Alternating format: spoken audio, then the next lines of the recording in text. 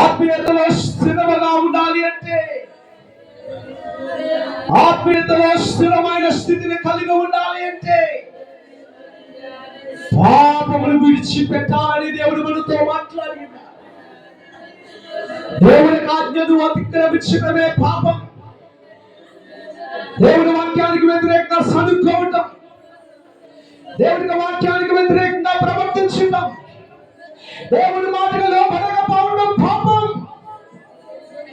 దేవుని బిడ్డలారా, కనుక మనం స్థిరపడాలి. ఆత్మీయతలో ఉంటే పాపాన్ని విడిచిపెట్టాలి. రెండవదిగా దేవుని ఆశ్రయించాలి.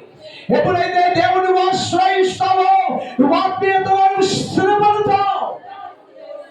దుర్వార్తను చూసి జరగలేని వారిగా, స్థిరమైన బుద్ధి కలిగిన వారిగా ఉంటావు. కనుక దేవుని బిడ్డలారా, ఆత్మీయతలో ఏనాటికి స్థిరపడకపోతే ఇక ఆత్మ సంబంధమైన ఆశీర్వాదములు ఏది నీకు రాదు.